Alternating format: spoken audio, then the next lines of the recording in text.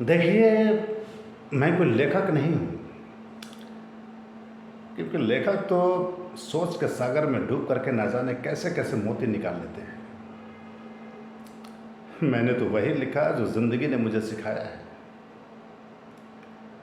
और बागवान सिर्फ मेरे बारे में या किसी इंसान के बारे में नहीं है, बल्कि बागवान एक किताब है, बीते हुए कल और आने वाले कल के बीच के फैले हुए सन्नाटे के बारे में। ये किताब है एक पीढ़ी और दूसरी पीढ़ी के बीच टूटे हुए हर पुल के बारे में। ये किताब है कांपते हुए उन खाली हाथों के बारे में, जिन्होंने कभी अपने बच्चों के नन्हे हाथों को पकड़ करके उसे चलना सिखाया था। ये किताब है उन झुके हुए कंधों के बारे में, जिस पर बैठकर कभी कुछ बच्चों ने अपनी ज़िंदगी के मेले देखे थे। ये किताब है लरसते हुए उन होठों के बारे में, जिन पर कभी लोरियां थी।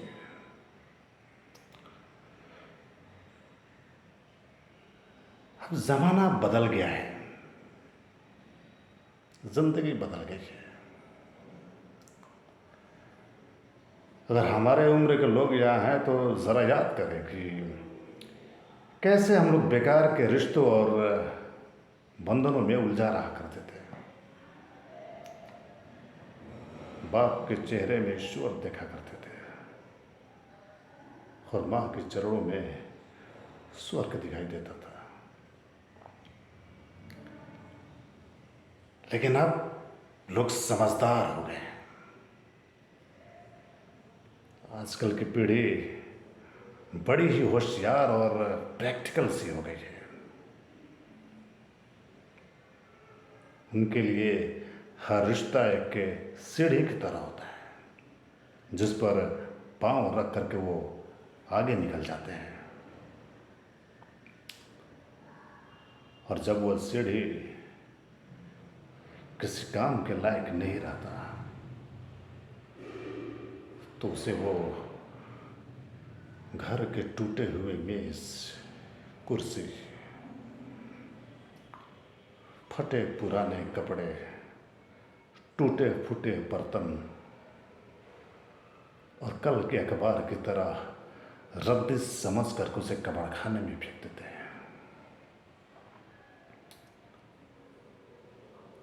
लेकिन जिंदगी सीढ़ी की तरह ऊपर नहीं जाती, और माँ बाप जिंदगी के सीढ़ी के पहले पैदान नहीं होते, बल्कि जिंदगी तो पेड़ की तरह ऊपर जाती है और माँ बाप उस पेड़ की जड़ होते हैं। एक पेड़ चाहे कितना भी बड़ा क्यों न हो जाए, वो कितना भी हरा भरा क्यों न हो जाए, उसकी जड़ काट देने से वो पेड़ कभी हरा भरा नहीं रह सकता, कभी नहीं। इसलिए आज मैं बड़ी विनम्रता और आदर से ये पूछता हूं कि जिन बच्चों की खुशियों के लिए एक बाप अपनी जिंदगी भर की पाई पाई हंसते हंसते उन पर खर्च कर देते हैं, तो फिर वही बच्चे जब बाप की आंखें धुंधली हो जाती है तो उसे एक कतरा रोशनी देने से भी क्यों कतराने लगते हैं। एक बाप अपने बेटे की जिंदगी का पहला कदम उठाने में जब उसकी मदद कर सकता है, तो फिर वही बेटा अपने बाप की जिंदगी के आखिरी कदम उठाने में उसका सहारा क्यों नहीं बन सकता। एक माँ बाप जिंदगी भर अपने बच्चों पर खुशियां लुटाते हैं, तो फिर किस जुर्म में उन्हें आंसू और तन्हाइयों की सजा सुनाती जाती है?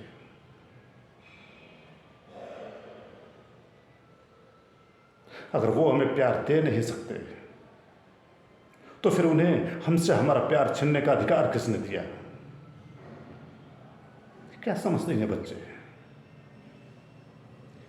कि जिन माँ बाप को प्यार के बंधन में बांध करके भगवान ने एक करके इस दुनिया में भेजा है, ये उसी माँ बाप को दो अलग अलग हिस्सों में बांट करके उसे तड़पने के लिए छोड़ सकते हैं? क्या इसी दिन के लिए कोई औलाद मांगता है? इसी दिन के लिए?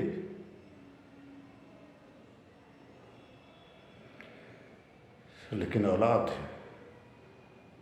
शायद ये भूल रही है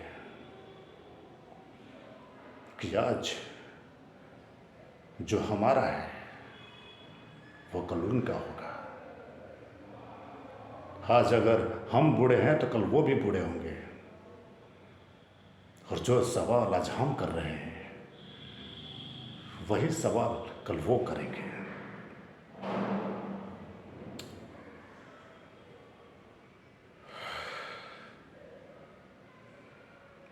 और एक बात मैं अपने बच्चों से ये कहना चाहता हूँ कि आप लोगों को मेरी चिंता करने की कोई ज़रूरत नहीं है, क्योंकि जब हम वैसे बच्चों को पाल सकते हैं जो ना तो बोल सकते हैं, ना समझ सकते हैं, ना चल सकते हैं, तो फिर हम अपने आप को भी पाल सकते हैं। और इसके लिए हमें किसी के सहारे की ज़रूरत नहीं है, और ना ही हम किसी से उम्मीद ही करते हैं।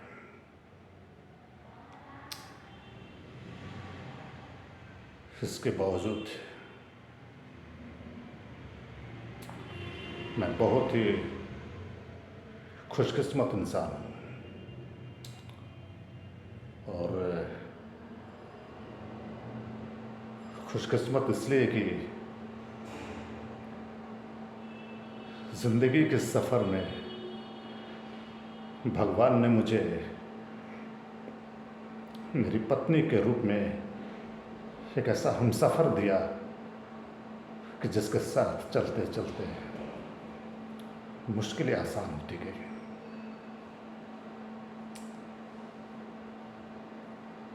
उनसे प्यार करते करते और उनका प्यार पाते पाते हम बूढ़े कब हो गए पता ही नहीं चला।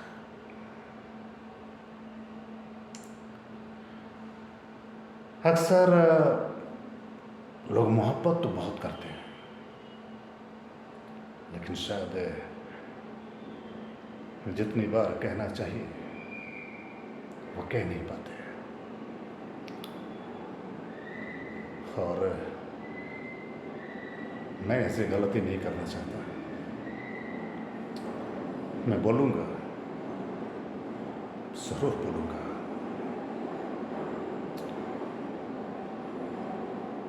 पूजा, हम तुमसे बेहद मोहब्बत करते हैं, बेहद मोहब्बत। तुम हो तो हम हैं,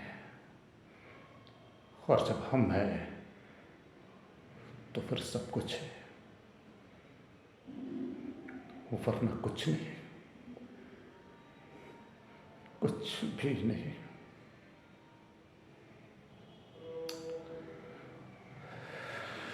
बस यही कहना था मुझे।